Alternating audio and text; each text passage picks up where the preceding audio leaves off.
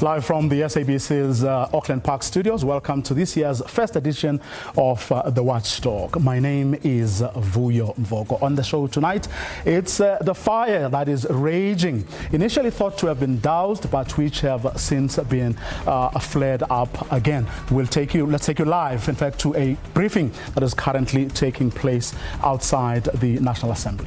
Obviously, we don't have control over, but what we have control over is the amount of resources and the staff members that's here to try to contain that fire. Jermaine, thank you so much for your time. That was Jermaine Cardle, sir, of the city's fire and rescue services, who basically committed that the fire will be under control within the next 4 hours. He says they will then have reached some point of normality. You can see behind us, it doesn't look normal at the moment. It has flared up. The wind is also picking up, which obviously makes the situation so much worse. The choppers flying ahead, we are told they're not exactly part of the operation. They're just doing a flyover for assessment. I think that's what he says. But we are hoping that within the next 4 hours, what you are seeing right now, he says it's not a new fire. It's just the embers that flared up again from earlier on. We also had Public Works Minister Patricia de Lille, who's been coming out and giving us regular updates. She also managed to get some drone footage, which she will be sharing with the media as soon as she gets it. She'll be sharing it with us, and of course we will then be sharing that footage with you, which will give us a better idea of what it looks like inside. And that footage is what the investigators are using as part of the assessment of just how bad the damage is. Peter? Our reporter Abra Babia outside the National Assembly, where the fires that were initially thought to have been doused have actually flared up again. We'll be going back to Abra, but earlier the Parliament, the Minister of Public Works, as well as the Chairperson of Committees, Cedric Frolick, had an impromptu briefing where they spoke to journalists after that flare-up. Here's what Cedric Frolick had to say. The investigations are continuing, and they are looking at some of the footage that is available.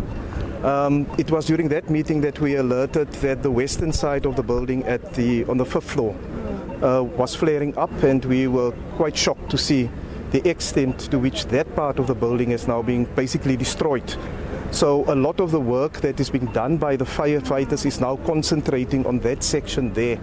We have been informed that it looks as if the fire was spreading towards the back, Minister, yes, and that's where the footage will become very important. Yes. One of our key concerns was that the direction of the wind was blowing towards the mountain at that stage, and we were worried about the possible impact on Tainais.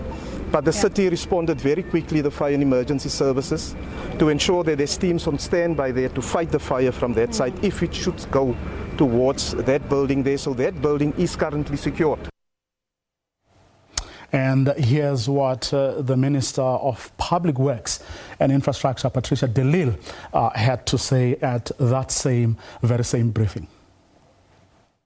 We put two options today to the Speaker and the Presiding Office. The one option is the Cape Town International Convention Centre that is offered. There are no events taking place, that Parliament can use that.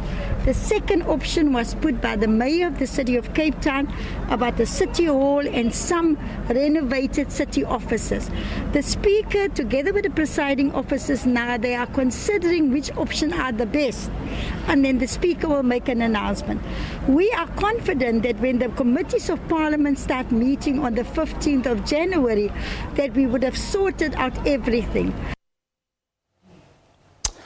Public Works and Infrastructure Minister Patricia de Lille addressing journalists just after 7, after they had looked at the fire that had flared up again. Well, Let's now speak to the Speaker of the National Assembly, and that's the person with the executive authority over Parliament. Earlier in the day, she addressed a media briefing on the back of reports that she had received from various quarters, including the Department of Public Works. She joins us now. Good evening, Madam Speaker, and a Happy New Year to you. What a way to start your new year. Well, not good at all, I should say.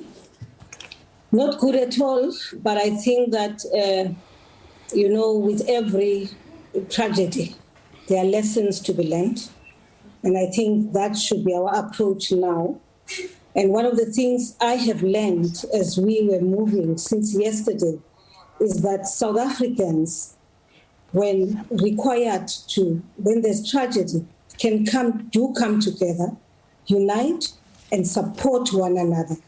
Unite even in action, even in discussions on what the way forward of Parliament should be. And I think I'm deeply touched by that. But I think first and foremost, I should start by thanking the firefighters for the work they have done for the past 24 hours, if not 36 hours. A word of gratitude should go to them, but also to Minister Patricia de Lille and her staff from the Department of Public Works and Infrastructure.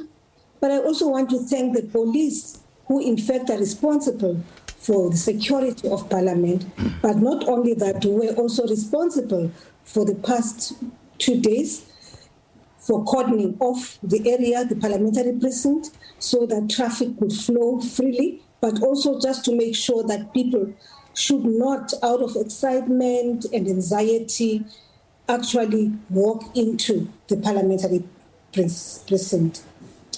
I do want to thank the presiding officers who left everything and returned to Parliament to sit in meetings where we're receiving reports and charting the way forward as we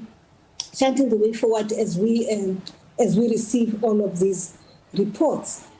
I also do want us to thank all South Africans for the outpouring of anxiety, outpouring of support to Parliament itself and to leaders of political parties who have been calling and offering support to us by way of what it is that we can do going forward as the National Assembly and as the NCOP. I think that my starting point here should be a word of expression of appreciation to all of the people I have mentioned, all South Africans, and even people across the globe who have dared to send emails to us in support of the Parliament of the Republic of South Africa. Madam Speaker, before we get to some of the things that you spoke about with the people you've been engaging with over the past 24 hours, I just want to ask you, at a personal level, what went through your mind the minute you heard that Parliament was on fire and subsequently you started seeing the visuals? I was shattered, devastated, saddened by what I just heard, but also what I saw on TV. But as you would know me, Vuyo, by now, I don't believe in speculation. I believe in receiving reports from officials who are the experts in the area. And I think at this point in time right now, I am convinced that there's something beyond what has been reported in the media, which, of course, is being investigated by the police. I don't think it is just a mere accident which could cause devastation of this magnitude. I do not believe so, particularly because from the reports which we have received from the firefighters, from the chief of the firefighters actually, it points to different areas in the building in Parliament which have been destroyed. There are patches, there are gaps in the fire. You see it somewhere around the old assembly without destroying the old assembly, but the area around that, the stairs and the offices above the old assembly. And then there's a whole long passage which also has a Library of Parliament, which has not been affected by the fire. And then you see the fire again right inside the assembly, and of course the destruction there. It's not just damage, there's total destruction of the National Assembly. Late afternoon, early evening, we saw some of the worst flames not in the ceiling, in now the roof of Parliament, just above the office of the Speaker. And it's something which worried us very much, because if not prevented, it can easily spread to the DNAs, which is where the president operates from. Assuming that then, Madam Speaker, this indeed is no accident, and there's more to it than meets the eye, as you are suggesting, what could be the motive of whoever may then have been responsible? That is the question.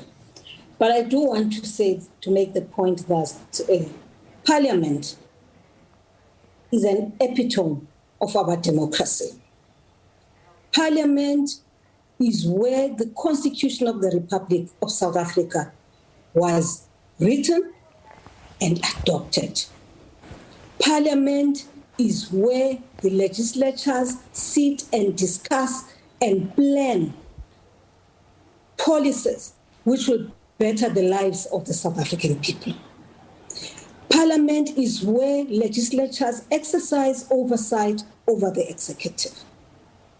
Now, and therefore, for anyone, and I want to repeat a statement I made yesterday, which is that if there's any attempt on attacking the institution of Parliament, to me, what it means is that, in fact, you are attacking, because that's the seat of the legislative seat of our people. It's a people's parliament. To me, what it means basically is that it's an attack on our democracy. A democracy which saw people dying in this country, losing their lives, fighting for their freedom, fighting for their right to vote.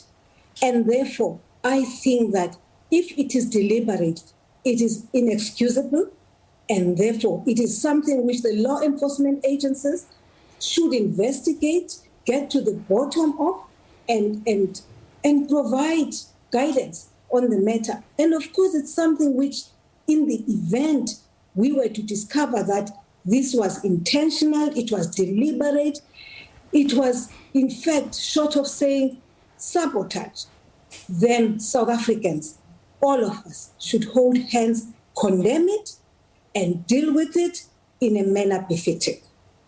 Now, I want to ask you specifically about two reports, preliminary, yes, that you will have received. One from your own administrators, from the Secretary to Parliament, but also from Public Works.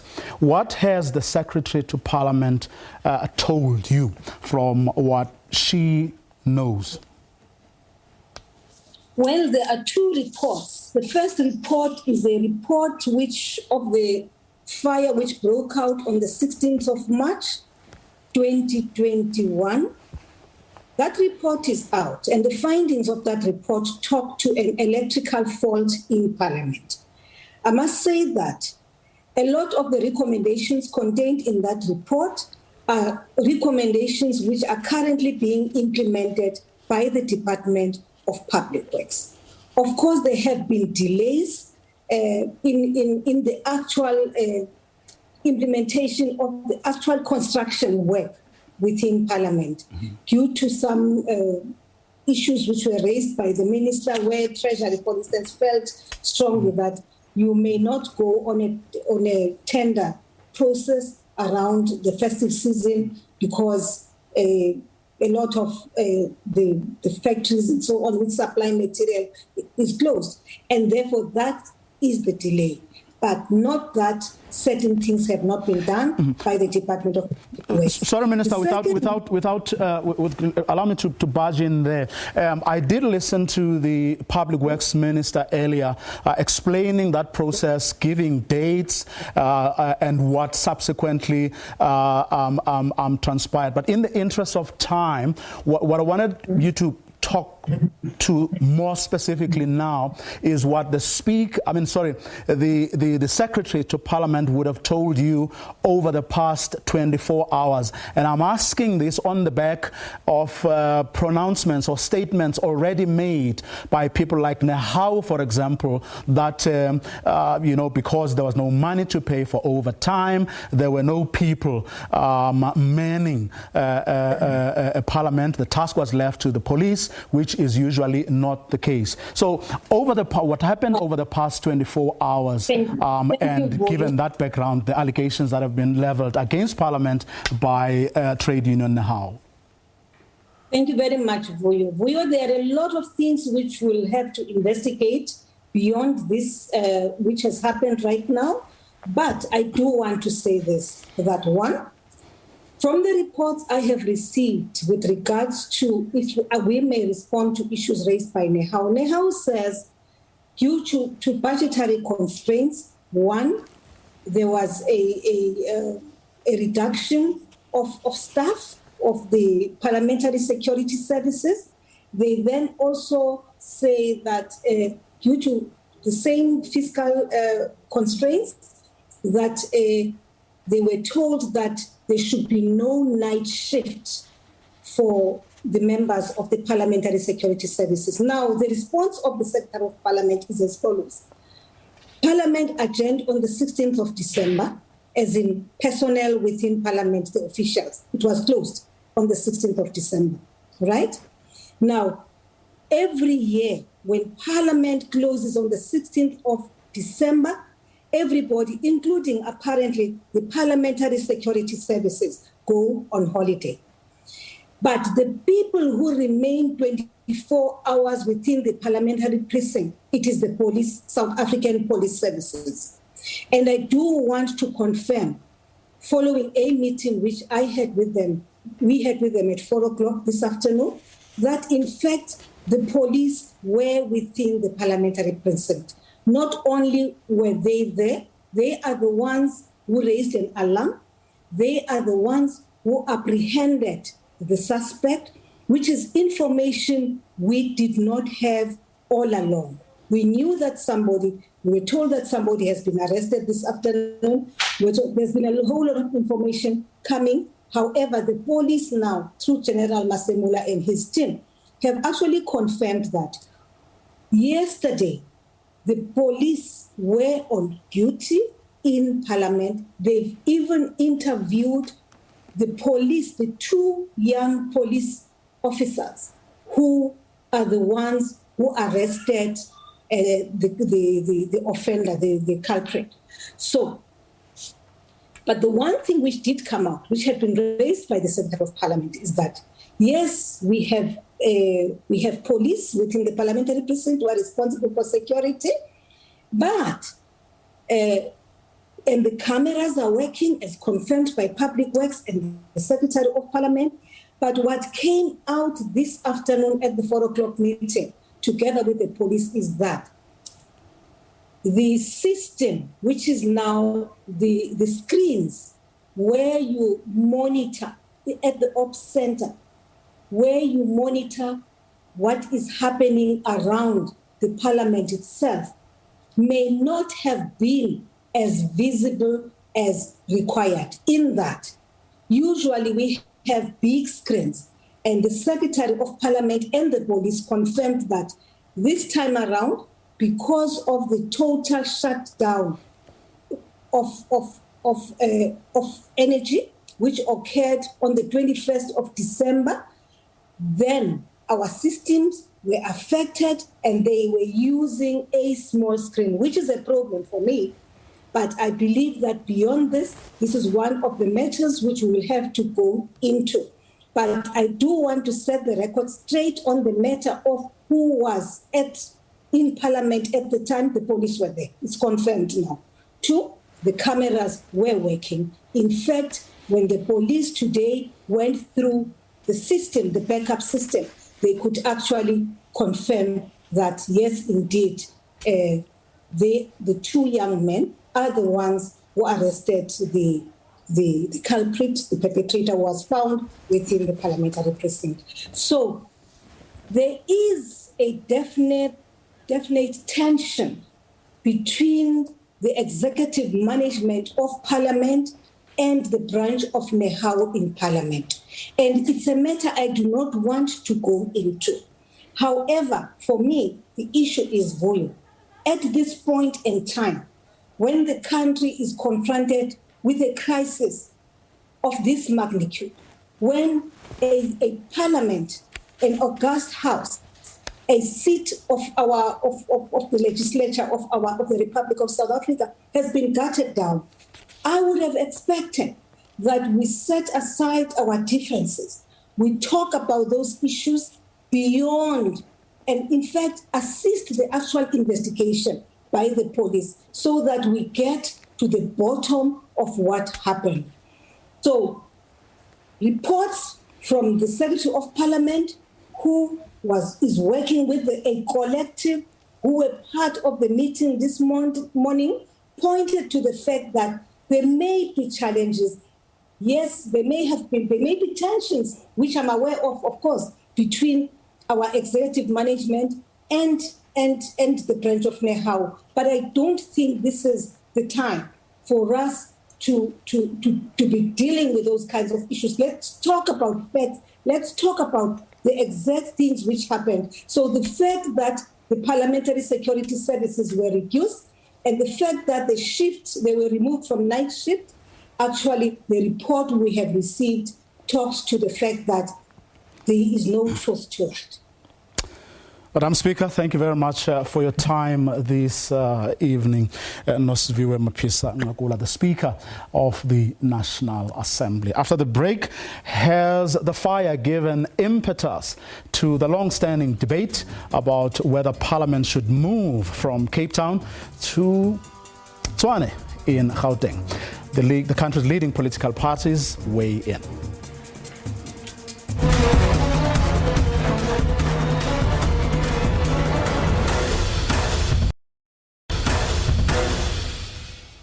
Well, in March last year, Parliament's Joint Standing Committee on Financial Management gave the thumbs up for Parliament to move from Cape Town in the Western Cape to Tshwane in Gauteng. Of course, the fire that is currently raging has now given impetus to that conversation. Should Parliament move from from Cape Town to Pretoria? Well, joining us now for a conversation on this matter are Sivio Kwahube from the Democratic Alliance, Veronica Mente is from the Economic Freedom Fighters, and Bekizizwe Khadebe represents the ANC. Good evening to all of you, and thank you so much for your time this evening. Perhaps before we get to the actual issue I want us to talk about this evening, your quick reactions to what has happened up until now. Let me start with you, Siviwe. Good evening, and good evening to your viewers. I mean, it's been an absolute horrific past 48 hours with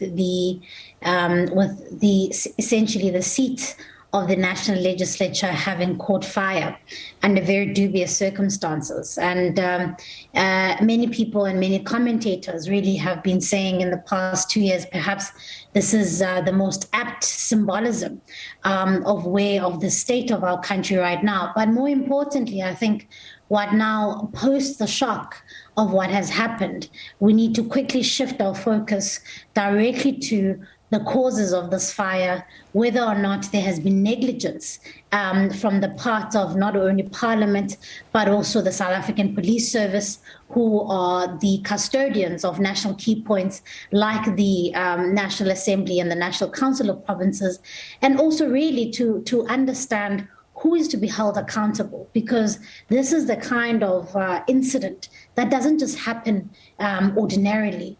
It cannot be that we have indications that somebody broke into this institution and essentially there's possibility that this could have been foul play. And so that's where our shift is now, and that's where the shift is in the various forums that we sit in, to make sure that we get to the bottom of what caused this, where the negligence has been, how do we prevent something like this from happening, what is the way forward, and more importantly, how do we make sure that the business of Parliament, which is essentially the business of the people of South Africa, does not stall because of this?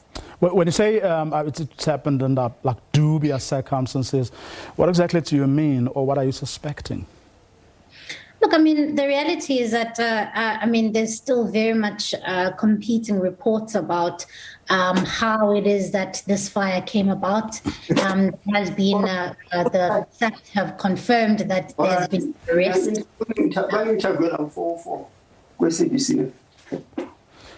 Veronica, Yes. from your vantage point as the EFF? Thank you very much, Vuyo, for having us.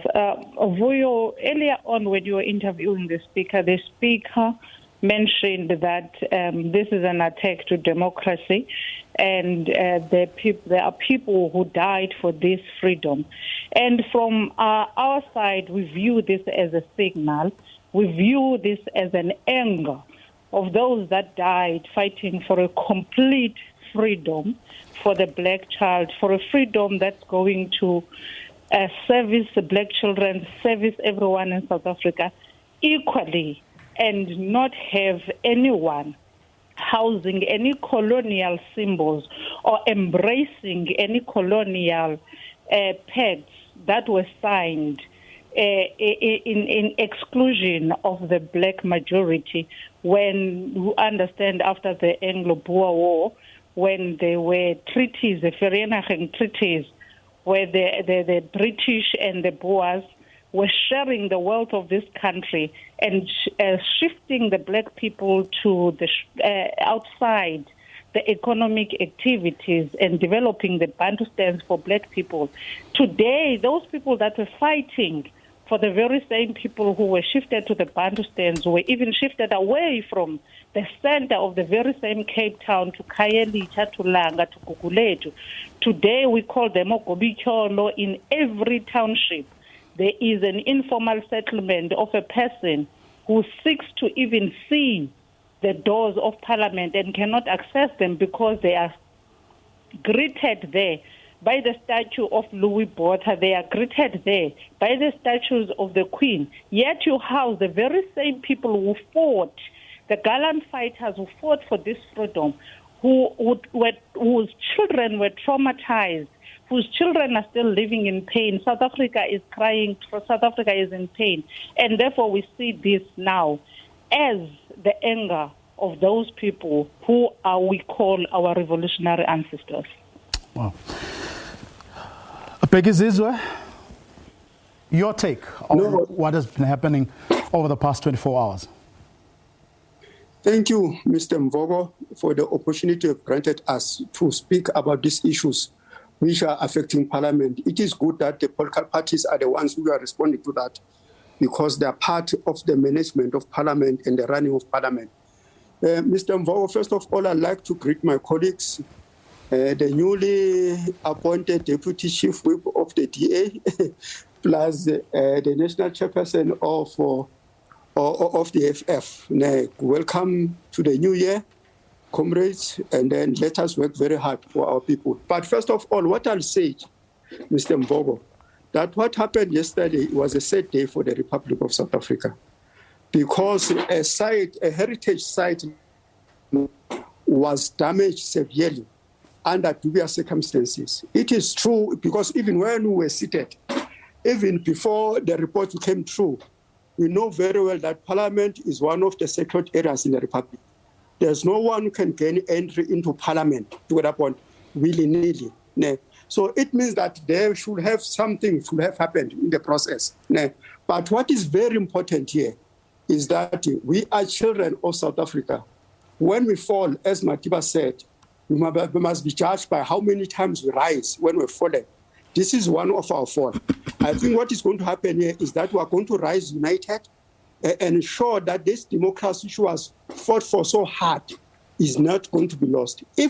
That's why it is if there's anyone who was found to have manipulated the processes and ensure that this damage has happened, that person must face the full might of the law. But in order for that person to face the full might of the law, the investigation must be done. The police must complete their investigation. And then number two, after that investigation, it must go to the prosecuting authority. From the prosecuting, it goes to the courts, because that's what our constitution demands of us. We cannot just hang someone without the evidence which is there. But what is critical here is that the Parliament of the Republic of South Africa is going to work. The Parliament of Republic of South Africa worked even under the lockdown of the COVID-19. We are working through the Zoom meetings, as we are having this meeting now. We have been running Parliament even after lockdown. So moving forward, what is critical here? I'll just mention one thing, Mr. Mbogo, is that tomorrow the Joint Standing Committee on Financial Management of Parliament will be sitting tomorrow afternoon, getting a briefing from the officials of Parliament to ensure that the State of the Nation address is not disrupted, to ensure that the operations center of Parliament is going to be secured. And that meeting will also involve the Portfolio Committee of Public Works and the Senate Committee of Public Works in the NSOP. So whoever has done that, thinking that it can undermine the Parliament of the Republic, is going to fail spectacularly. Because as the people have done, when they killed Chris Hani in 1993, they thought that South Africa was going to go up in flames. They failed spectacularly. So we, as the united people of South Africa, will rise against this disaster and ensure that our institutions are protected. As I said, it's a sad day. That place is a heritage site. It must be protected. Even if it's burned down, it demands from us that it must be rebuilt to ensure that it continues to attract the foreign tourists so that we stimulate the economy of this country. As to whether it goes to Pretoria is the debate for another day. But what is critical here is that we must restore that chamber to ensure that it continues to do its job properly. Thank you. Mr. Khada, let's get to the point of this whole discussion. You are saying that's a debate for another day, and I'm arguing that it is not, because whether we find the culprits or not, we will still be faced with whether we should spend hundreds of millions, perhaps, restoring that parliament when there has been a debate raging over whether it should stay in Cape Town or move to Tshwane. So you cannot postpone that debate now anymore. Yes, this is not to say or to agitate for political parties to then, agitate for whatever position that they hold. But it's a fact, it's an issue you will now have to confront before you even talk about restoring that building. Because if you talk about restoring, you will have to talk about restoring it, but for what? For the purposes of what it has been about all along, or as some memorial building that other people have suggested it should be. All right. No, thank you, Mr. Mbogo, for the issues which are raising. But I think that when coming to the Parliament was not sleeping on the issue of the relocation of Parliament from the studies were done. They were costed, and then it's not going to run into millions of rands. It's going to run into billions of rands to relocate that. Because even if we relocate to Pretoria, the people from the Western Cape, Eastern Cape, Northern Cape, Limpopo, Free State, Mpumalanga, Northwest will still need accommodation there. So it means that these villages must still be constructed. But the issue here is, in South Africa now, we've got a lot of competing needs. First of all, what we must acknowledge is that the last labor force survey indicated that we've got a high unemployment rate in South Africa. We have got high levels of inequality. We've got high levels of poverty. So how are we going to channel the resources which are having? And these resources are being diminished. Because when you look at the very same tax base, it's shrinking by day. As we're speaking today, we've got more than 27 million people who are receiving one social grant against the other, so that to sustain them, we take them forward. So the issue here is that we must put our ducks in order. Will relocating Parliament to Pretoria put food in the people's mouth? That question must be answered. That question must be answered. And then what is going to be the long-term impact? The issue of the heritage site. There's one thing which we cannot do. We cannot afford to destroy our heritage site. You know, the Westminster Palace in London was also destroyed by fire, but it was restored. The Paris Cathedral was also destroyed by fire, but the very same government came in because it was the historic heritage site to ensure that it is restored. That building we're speaking about was built around 1884. It's a heritage site. So whatever we say is one of the attractions which brings a lot of tourists to South Africa in particular, to go there. So what we need to do is that there are processes. The issue of Parliament being Cape Town is a constitutional issue. It cannot just be taken over a discussion like that. It means that we have to go and amend the Constitution, because the Constitution is very clear. The city of the national legislature is Cape Town. It is Cape Town. I agree with Honorable Mendy that the vestiges of apartheid must be destroyed. But Parliament is not only the buildings. It is the people behind those buildings, what they are doing. In that Parliament, a Bill of Rights was adopted. The Bill of Rights which ensured that what happened to Solomon Mahlangu will never happen again. So it means that the very people who are oppressed, they use the very same institution to ensure that the future generations, their right to life is guaranteed. But it didn't go there. It also went the Bill of Rights giving the people the economic rights. Where were those decisions taken? They were taken there in that Parliament. But the issue which is at the center here, what value will it have? Do we have resources now to do that? I'm telling you, Mr. Mvogo, the debt to GDP ratio is around 80%. It means that the debt is actually a bigger slice, takes the biggest slice of our budget. So what we do is that we must prioritize, we must balance it out.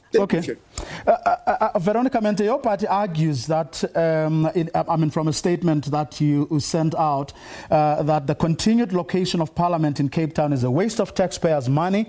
It results in unnecessary expenditure on both travel and accommodation for parliamentarians and members of cabinet. There were on the studies which my fellow member is mentioning now, the costing of relocation of Parliament ran into something like around about 7 billion. Yet we do not know the costing of refurbishing this particular Parliament and also the savings that the Parliament can make. One of the professors who was part of the studies that were done by Parliament mentioned that almost 400 million could be saved annually if ever, or executive only can stop the traveling between Pretoria and Cape Town. And you must remember that there is accommodation for both Cape Town and Pretoria for the executive. There is accommodation for members in Cape Town. There is also accommodation that must be paid on a weekly basis for officials that come and account to Cape Town. That on its own runs up to almost $1 billion a year as a saving towards the fiscus of this country. And therefore, we cannot then say there is no saving in terms of moving Parliament from Cape Town to Pretoria. It's going to save this country a lot of money. We cannot again compare the cost of refurbishing this Parliament and think that is going to be far less than the cost that was given out by the studies on how to relocate Parliament, because people will be traveling to Gauteng. Gauteng is very central. Limpopo people will be very close. Free State will be very close. Northern Cape will be very close. And Mpumalanga is going to be very close. Very few members of Parliament will be coming from far, like Cape Town, which can be utilizing flights as they are doing right now. But you cannot then be sensible to say Cape Town is a base of Parliament if ever you are also putting in the very same sentence savings of the fiscus and ensuring that you are employing more people. And in fact, when the new Parliament is now going to be in Pretoria, the building of Parliament should not be dependent on the tender system. It should be dependent solely on the infrastructure by the public works. And the public works ought to have its own company of building so that we do not have this tender system which then inflates prices. When we say Parliament relocation can be 7 billion, with the tender system, we're going to find that 3 times.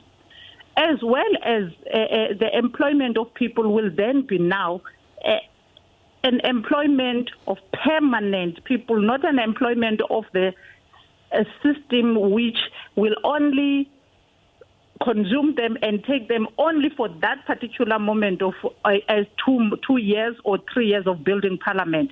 But this now is going to be a sustainable job creation by the state and maintaining the proper Parliament, which you are not going to find it in a state that is in it today.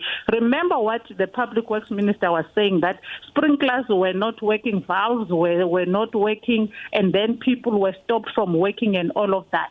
And in fact, even the people that were stopped from working, the reduction of staff in Parliament, in particular the security component, was as a result of the very senseless decision taken by Parliament to employ bouncers that were only going to deal with political parties, in particular the EFF, and they were paid almost 3 times the salary of the existing security personnel of Parliament.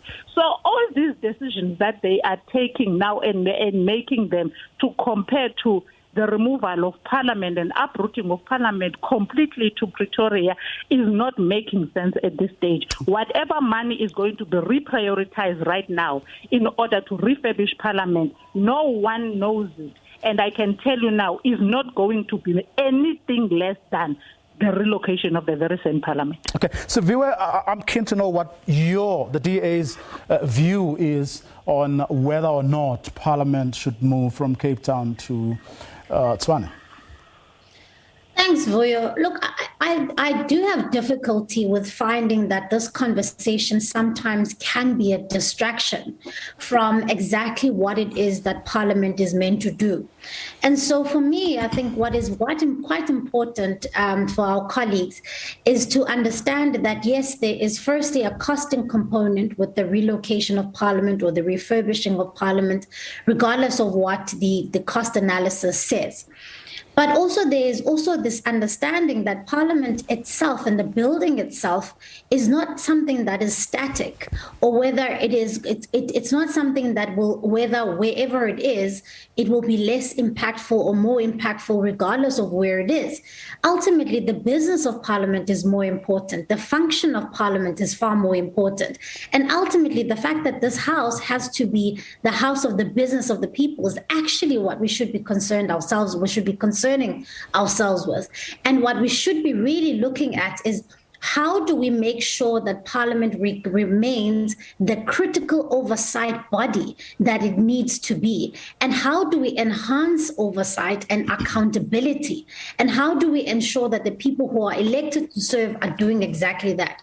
If we are saying there are cost-saving measures to putting Parliament in Pretoria, then so be it. If that fiscally makes sense so that we can make sure that the business of Parliament is carried out, so be it. I think we should be less married to where Parliament is situated and more concerned about, is Parliament doing its job? And we've seen over the years the systemic hollowing out of the institution. And that, for me, is what the people of South Africa out there should be more concerned about and what they're probably worried about. The fact that that there are over 80% or over 70% of young people are unemployed. Those are the things that should be at the center of what Parliament is dealing with. You're not perhaps lukewarm to this idea purely because the DA runs the city of Cape Town and the province of the Western Cape. Look, Vuyo, I mean, that is neither here nor there. I think in this discussion that we are having, it should honestly be about how does Parliament serve the people best? And where it is, for me, is neither here nor there. Where we can make sure that the business of the people of South Africa is being dealt with and dealt with properly is where we should be putting our energy and our resources. And so in the discussions going forward, Vuyo, one of the things that the Democratic Alliance is going to be really pushing for is to say, in either the scenario where Parliament is refurbished or Parliament is moved, we must make sure that whatever model is followed, it is in fact enhancing accountability. That is far more important than where the building is. And I agree with my colleague, Mr. Khadebe, that yes, this is a heritage site that needs to be looked after. And I disagree with some of the reckless comments that have been made by some of our colleagues that let the building burn down, because there's a lot more to Parliament than our historical and painful history. There's been a lot more that has been done over the past 27 years, and a lot more can be done. But I think the discussion about the location of Parliament can be a distraction on the important question on, is Parliament doing its job? And I think that's what members of Parliament should be more concerned about. A quick one. We have run out of time, but I have to come to both of you, Becky and Veronica. And I'm going to start with you, Becky. I heard everything you said earlier, and I think you put your position very clear. But I'm battling to reconcile what you have just said with you being a member of the joint, or being members of the Joint Standing Committee on Financial Management, and having given Parliament the thumbs up for Parliament to move from Cape Town to the Western Cape. Because it's not confusing which is which. Where exactly does the ANC stand on this matter?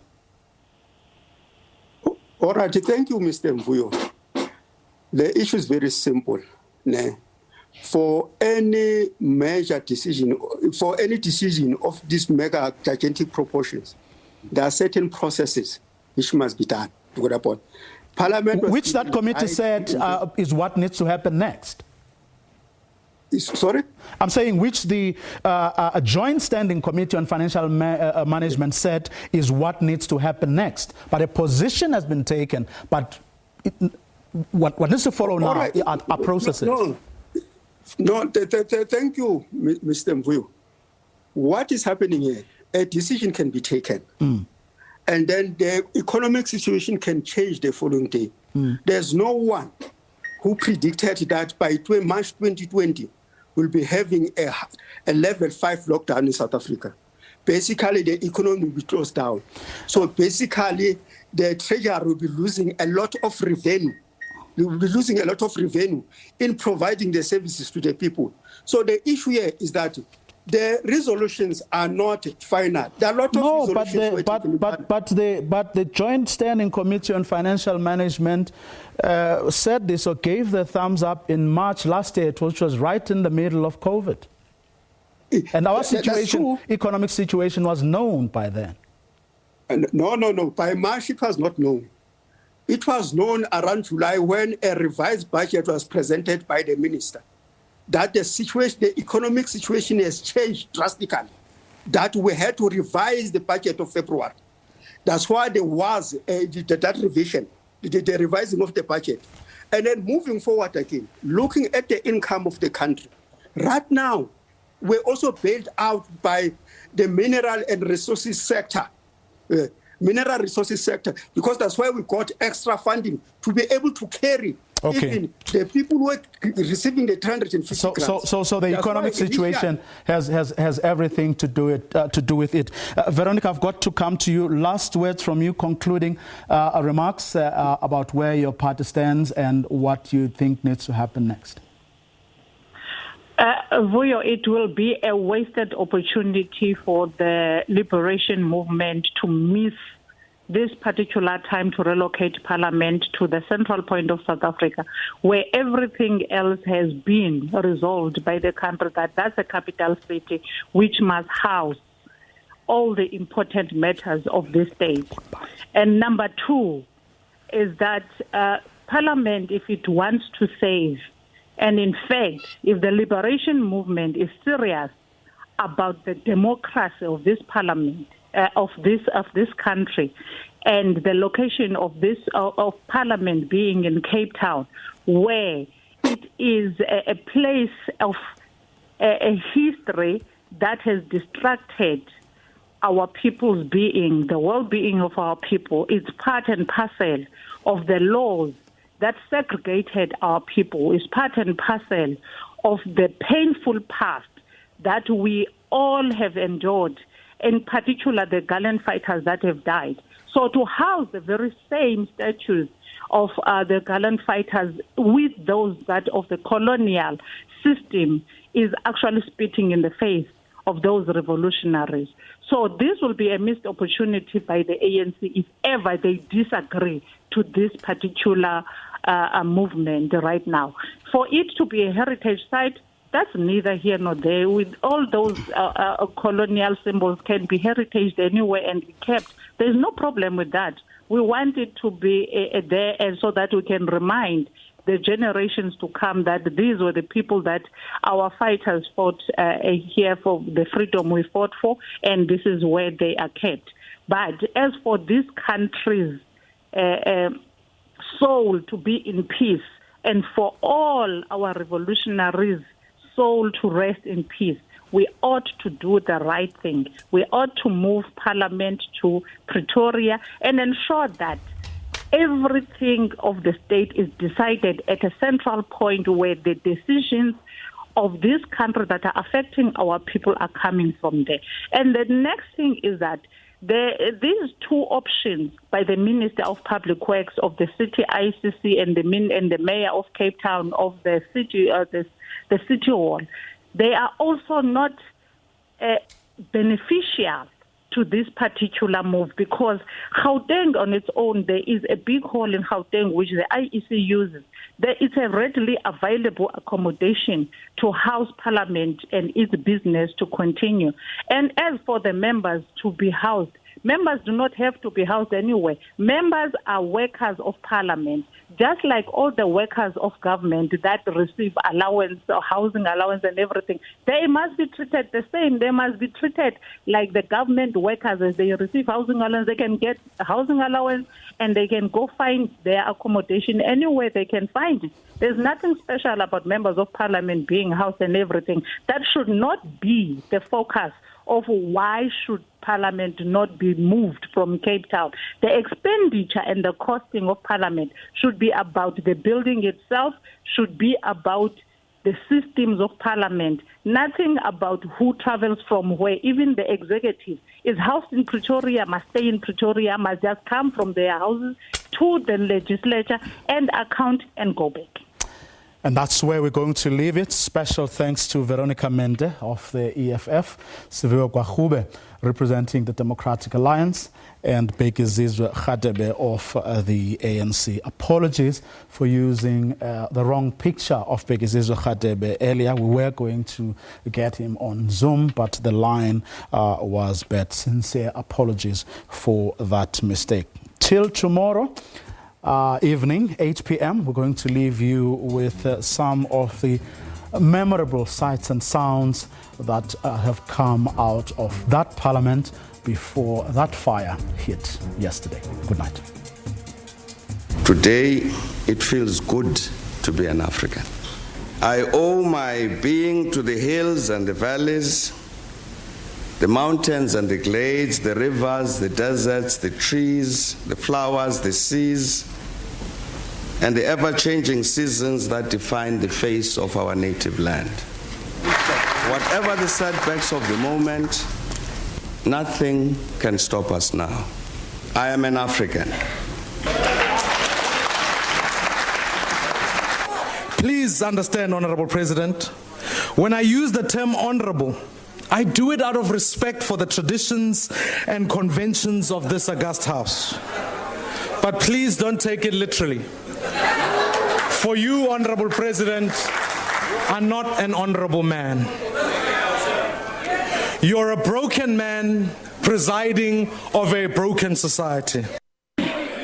You know, some people who could not pronounce Kanja, they've now learned Nkandla, Nkandla, Nkandla. Hey, hey, hey. Even if you tell them the Nkandla report is being processed, is going to come. I mean, 3 investigations have been made. Nkandla, even if we are discussing very serious matters, a man stand up, point of order. Yes, Nkandla. Tix was a George Koch. Hey, hey, hey.